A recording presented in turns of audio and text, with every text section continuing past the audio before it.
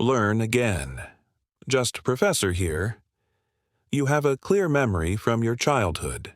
You can see it. You can feel it. You've told the story dozens of times, but it never happened. Your brain made it up, and you have no way of knowing which of your memories are real and which ones your mind completely fabricated. Your memory doesn't work like a video recording. It doesn't store accurate copies of events that you can replay later. Instead, your brain reconstructs memories every time you recall them, and during that reconstruction it adds details that weren't there, changes things that did happen, and sometimes creates entire events from nothing. These false memories feel completely real. They have the same vivid quality as true memories. You trust them with total confidence. But they're fiction. Your brain invented them, and you've been living with manufactured experiences you think are real parts of your past. False memory is when you remember something that didn't happen, or remember it differently from how it actually occurred. This isn't about forgetting. It's about remembering wrong. Your brain fills in gaps with plausible details, blends different events together, or creates memories based on stories you heard or things you imagined. These false memories get stored alongside real ones, and you can't tell them apart. This happens because memory is reconstructive, not reproductive. When you recall something, your brain doesn't pull up a stored file. It pieces together fragments of information, combines them with your current knowledge and beliefs, adds details that seem likely, and creates what feels like a coherent memory. But that reconstruction process introduces errors. Details change. Events get mixed up. Things that didn't happen get added in. The scary part is false memories feel exactly like real memories. There's no internal signal that tells you which memories are accurate and which ones are fabricated. You remember the false event with the same confidence and clarity as real events. You can describe it in detail. You have emotional reactions to it. You base decisions on it. But it never happened, and you have no way to know without external evidence. This creates a huge problem for knowing your own past. You think your memories are a reliable record of your life. You base your identity on them. You use them to understand yourself and your relationships. But some significant portion of what you remember is wrong or completely made up. You're living with a partly fictional autobiography that you believe is true. Let me show you how false memories get created and why they're so believable. The most common source is suggestion. Someone tells you about an event, and later you remember it as if you experienced it yourself. Your parents tell you stories about your early childhood. After hearing the story multiple times, you develop a memory of the event. That memory feels like you're remembering the actual experience, but you're actually remembering the story. You weren't old enough to form lasting memories when it happened. So what you think is a memory is really a constructed image based on the narrative you heard repeatedly. This happens with family stories constantly. An embarrassing thing you did as a toddler. A funny thing you said. A moment at a family gathering. You remember these events vividly, but if you check carefully, you'll find your memory matches the story as told by others, not necessarily what actually happened. You've created a false memory from the narrative.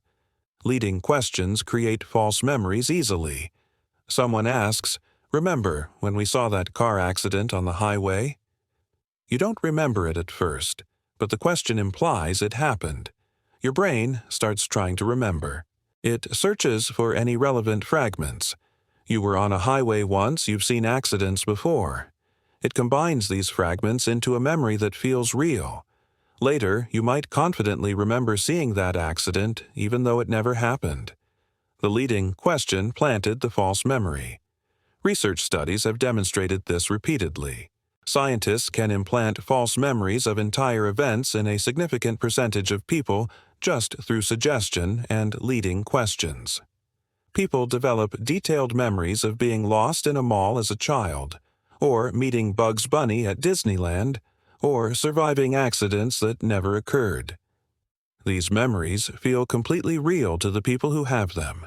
Imagination creates false memories too. You imagine something happening. You visualize it in detail. Later, your brain can't distinguish between memories of real events and memories of things you vividly imagined. You remember the imagined event as if it really occurred. This is especially common with fears and worries. You imagine a disaster scenario repeatedly. Eventually, you might remember it as something that actually happened to you or someone you know. Emotional intensity makes false memories stronger. Events with strong emotions get remembered more vividly, whether they're real or false. If a false memory involves fear, embarrassment, excitement, or other strong feelings, it will feel especially real. Your brain uses emotional intensity as a signal that a memory is important and accurate. But false memories can have emotional intensity too, making them even more convincing. Photos and videos create false memories in a weird way. You see a photo of yourself at an event. Your brain generates a memory that includes details beyond what's in the photo. You remember the weather, the sounds, what happened before and after, but you're not remembering the event. You're constructing a memory around the photo. Some of those constructed details will be false, but they'll feel like real memories of the experience. Social pressure reinforces false memories. A group of friends remembers an event a certain way. You remember it differently. But when everyone else agrees on the details, your brain adjusts your memory to match theirs.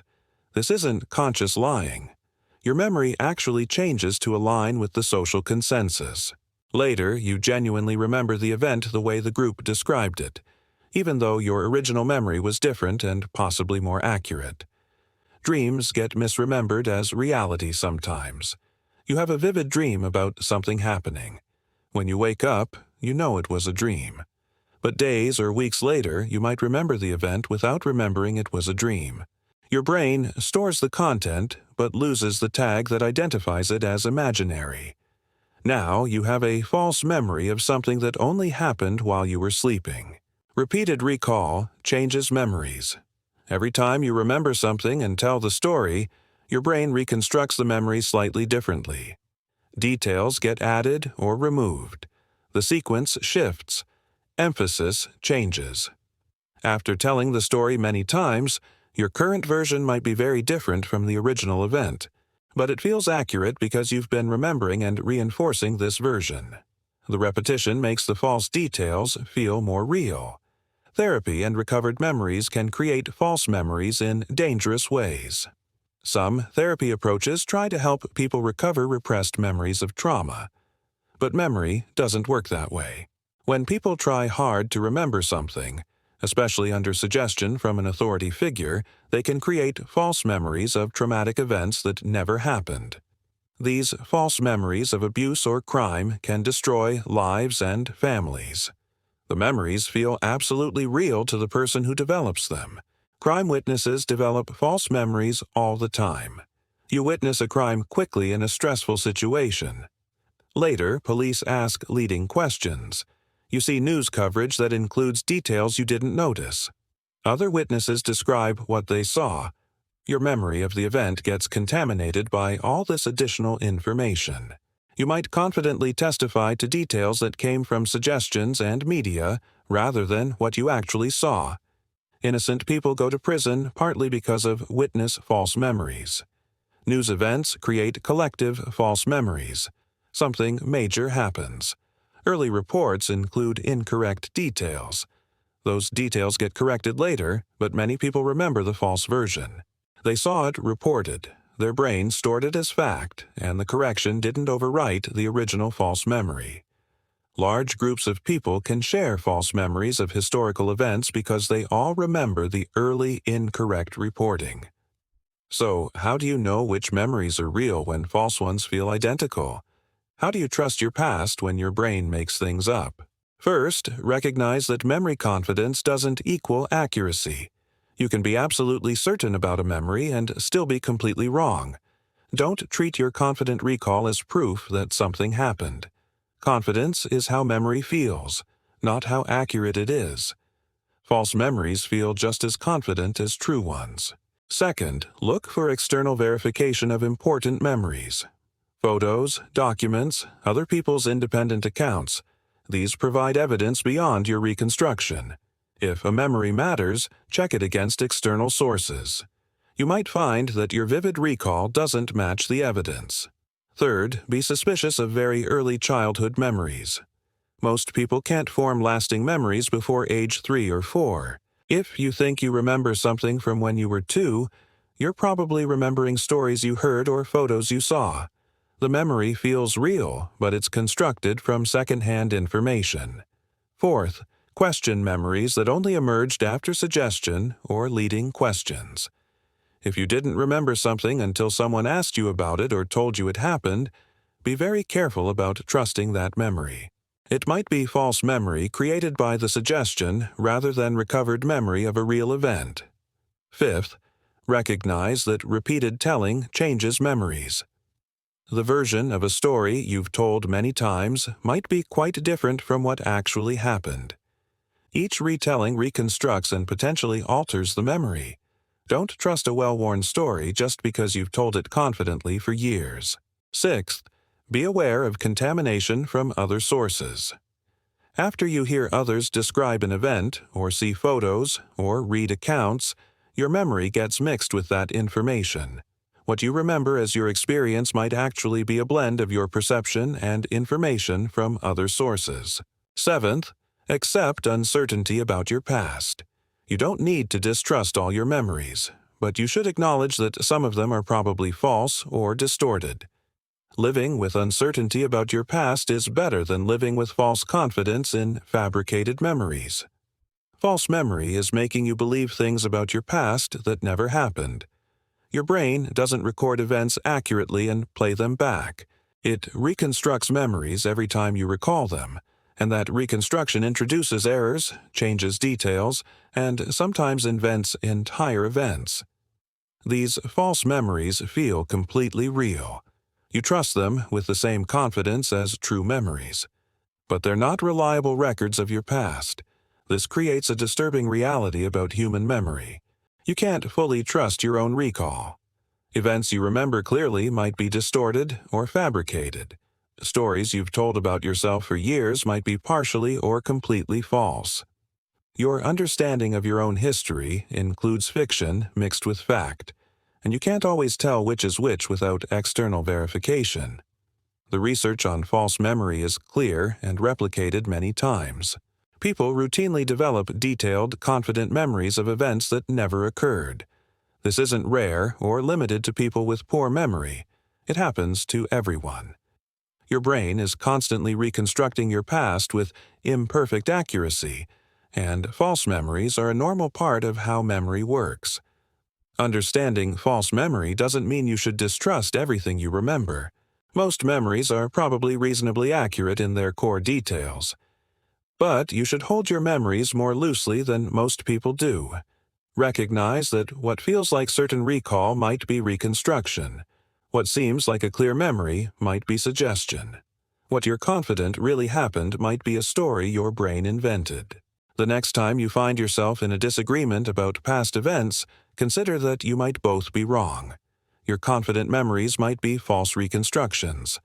When someone remembers something differently than you do, don't assume you're right just because your version feels clear and real. False memories feel clear and real too. Your brain is not a reliable narrator of your own life. It constructs plausible stories from fragments and fills in gaps with invented details. You walk around with a partly fictional autobiography that feels completely true. Most people never question their memories enough to discover this. They live their whole lives trusting recall that's mixed with fabrication. Subscribe to learn more about how your brain creates the reality you think you're accurately perceiving.